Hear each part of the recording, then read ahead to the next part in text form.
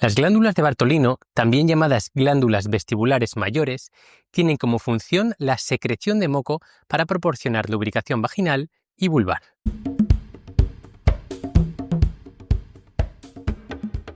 Cada glándula mide aproximadamente medio centímetro y tiene un conducto relativamente largo de unos 2,5 centímetros de largo. Estas glándulas se sitúan en el espesor de los labios mayores, en su cara posterior, y drenan en el vestíbulo vulvar, más o menos a las 4 y 8 horarias respectivamente, justo por debajo del anillo himeneal. Este vídeo está dirigido a profesionales de la salud. Si no lo eres, puedes consultar el vídeo correspondiente con un contenido más adecuado y comprensible en el área mujer. Os dejamos un enlace en la descripción. Bien, y vamos ahora con la patología de la glándula de Bartolino. En primer lugar hablaremos del quiste de la glándula de Bartolino. Cuando el conducto de la glándula se obstruye, el moco lógicamente se acumula, dilatando el conducto. Esto es muy frecuente. Estudios por resonancia magnética han constatado que el 3% de las mujeres sin síntomas tiene un quiste en alguna de las glándulas de Bartolino. El quiste de la glándula de Bartolino, por tanto, suele ser asintomático. En ocasiones, los quistes pueden causar molestias, sobre todo con el movimiento o con las relaciones sexuales. El quiste podemos palparlo como una masa blanda, pero tersa y sin signos de inflamación. Los quistes solo se tratarán si producen síntomas o si son muy grandes, por ejemplo, de más de 3 centímetros. Las posibilidades terapéuticas con el quiste de la glándula de Bartolino son muy similares a las del absceso y las vamos a explicar un poquito más tarde. Bien, en segundo lugar hablaremos de la bartolinitis no abscesificada. Algunas veces encontraremos que la infección en la glándula de Bartolino no coexiste con una colección subyacente, es decir, no hay un absceso subyacente. La tumefacción en estos casos será dura y no se identificarán zonas de fluctuación, ni un quiste, aunque en muchos casos ya existe un absceso, pero por su pequeño tamaño no lo conseguimos palpar. El síntoma característico de esta bartolinitis es el dolor y aparecen todos los signos flogóticos, es decir, todos los signos de inflamación. Sin embargo, no podemos identificar una zona de absceso, por lo que el tratamiento será antibiótico.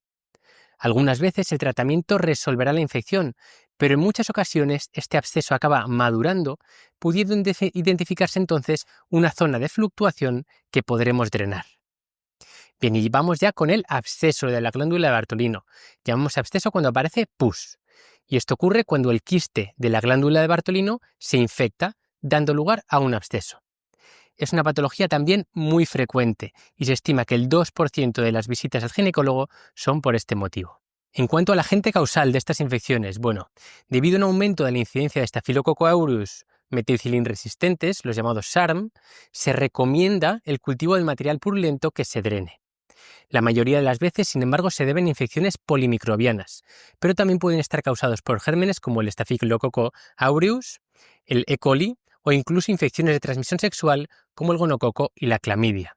Por eso es recomendable hacer determinación de PCR para estos patógenos cuando cojamos un cultivo.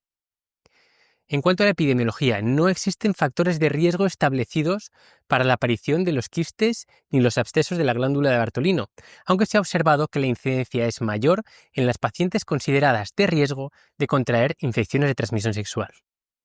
También se ha constatado que la incidencia aumenta con la edad hasta llegar a la menopausia y que luego disminuye. En cuanto al diagnóstico, el síntoma característico es el dolor. Es de hecho característico que las pacientes no puedan ni sentarse. La fiebre, sin embargo, aparece solo en 1 de cada 4 pacientes. A la palpación en la exploración observaremos una masa blanda o fluctuante, caliente y dolorosa en el tercio inferior de los labios mayores o en el área vestibular inferior. En ocasiones se asocia celulitis y edema alrededor de la glándula de Bartolino. En algunas ocasiones, el absceso se extiende hacia la parte superior de los labios. En cuanto al tratamiento, hay distintas opciones terapéuticas, pero ningún tratamiento ha demostrado ser superior a los otros para prevenir la recurrencia de la enfermedad, que ronda el 10%, aunque tal vez sea algo superior si simplemente hacemos una incisión. Bien, y la técnica más sencilla para tratar un absceso de la glándula de Bartolino será la incisión, que en muchas ocasiones es la que utilizamos de primera elección. Parece que la incisión simplemente puede tener una tasa de recidiva algo más alta que los otros tratamientos. En segundo lugar, tenemos la posibilidad del drenaje. El más conocido es el catéter de Ward, que es un tubo de drenaje con un balón que se coloca en el interior de la glándula. El material de drenaje llega hasta la vagina por un pequeño tubito. Tiene la ventaja de que puede colocarse de forma ambulatoria con anestesia local, pero sin embargo precisa de una segunda revisión para retirarlo, una vez que consideramos que el conducto se ha epitelizado. Además, algunas pacientes refieren cierta irritación por llevar el catéter puesto. Está contraindicado por su composición en las pacientes alérgicas al látex. Y vemos cómo se coloca un catéter de Ward. Tras la instilación de un poquito de anestesia, hacemos una incisión pequeñita, como de 1 centímetro o quizá menos, lo suficiente para drenar todo el material purulento y quizá con una pinza desbridar las posibles bridas que hay en el interior del absceso de la glándula. Y luego colocamos este tubito de drenaje que ha sido diseñado específicamente para ello, que tiene un balón en su punta que se puede inflar pues 2 o 3 centímetros cúbicos para que el tubito de drenaje no se pierda.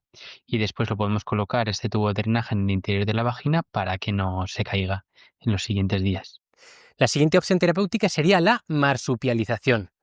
Consiste en realizar una incisión de 1 o 2 centímetros en el quiste y evertir la cápsula del absceso y suturarla a la piel, evitando así el cierre en falso del quiste, tratando así de evitar que se vuelva a formar. El principal inconveniente es que precisa de un quirófano. Parece que las pacientes tienen menos molestias posoperatorias que con el catéter de Ward, aunque en algunos casos infrecuentes podría producir dispareunia en la zona de la cirugía. Algunos médicos dejan una tira de gasa como drenaje, pero probablemente no sea necesario. Bueno, lo primero que vamos a hacer es una incisión en la parte más declive del absceso. Y yo recomiendo que la hagamos hacia arriba para que el pus que va saliendo no nos impida la visualización del bisturí. Si lo hacemos de arriba hacia abajo, pues el propio pus nos va a tapar el lugar donde estamos haciendo la incisión. Así que bueno, eso como pequeño tip, empezar siempre de abajo arriba. Vamos a drenar adecuadamente el pus, a veces hay que apretar un poquito, fijaros que es un absceso bastante grande y la incisión será pues lo que necesitemos, pero habitualmente entre 1 y 2 centímetros es suficiente.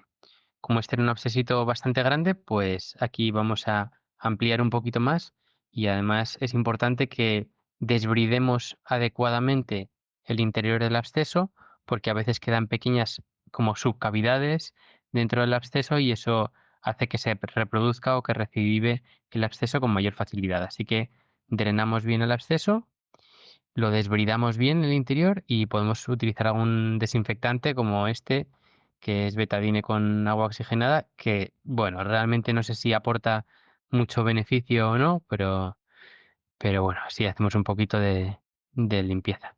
Y fijaros que aquí está ya el absceso abierto y se ve perfectamente la piel y justo por debajo de la piel la cápsula, que es la que vamos a intentar coger con nuestros puntos.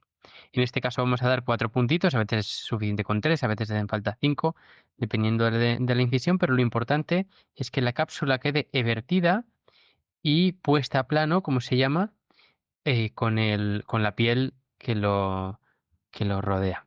Eso que se llama una marsupialización, porque hacemos como una bolsita de marsupio.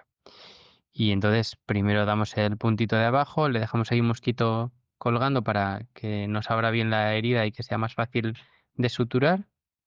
Y le vamos a dar los puntitos en los 4 puntos cardinales. Fijaros cómo cogemos ahí bien la cápsula del interior para que no quede falsamente cerrado el absceso.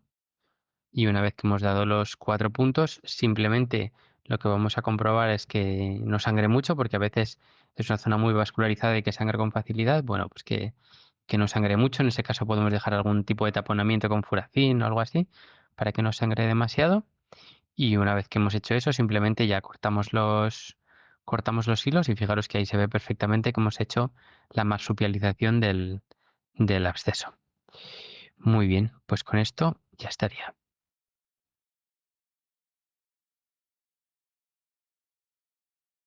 Y como último recurso terapéutico tendríamos la exéresis de la glándula. Es una técnica quirúrgica que puede producir sangrado, hematoma, celulitis, dispareunia e incluso cierta desfiguración de la vulva. Por ello la reservamos únicamente a abscesos muy recurrentes y cuando el resto de técnicas han fracasado. Hay que evitar esta cirugía en pacientes embarazadas o en el puerperio inmediato por el alto riesgo de sangrado. En ocasiones, también hay que recordar que el absceso drena espontáneamente y si esto sucede es posible que no se requiera más tratamiento. Excepcionalmente, puede ser recomendable hacer una biopsia de la glándula, sobre todo si la masa tiene un componente sólido o la pared del quiste o el absceso está fija al tejido circundante, o si la masa no responde o empeora a pesar del tratamiento o en pacientes muy ancianas. Esto se hace para descartar la presencia de un tumor, ya sea benigno o maligno, de la glándula de Bartolino, aunque son en realidad muy poco frecuentes. Una vez drenado el absceso, el tratamiento antibiótico se puede soslayar, salvo en pacientes inmunodeprimidos o tal vez en diabéticas mal controladas. También son criterios para incluir antibioterapia que la paciente presente enfermedad progresiva, sistémica, sobre todo si tiene fiebre o escalofríos, o que haya habido abscesos recurrentes. Los SARMs también deben ser tratados siempre. Los casos sospechosos o confirmados de enfermedades de transmisión sexual deben ser tratados como tal, como veremos en el vídeo de las infecciones de transmisión sexual de causa bacteriana. Esto ha sido todo, muchas gracias y nos vemos en los próximos vídeos de Aula Ginecología. No olvides visitar nuestra página web, aulaginecología.com. Recuerda que todo el contenido es absolutamente gratuito. Vídeos, PDFs para seguir las clases, podcast, preguntas test. Además, con la suscripción, que también es gratuita, te enviaremos quincenalmente todas las novedades que hayamos publicado. Nos vemos pronto en aulaginecología.com.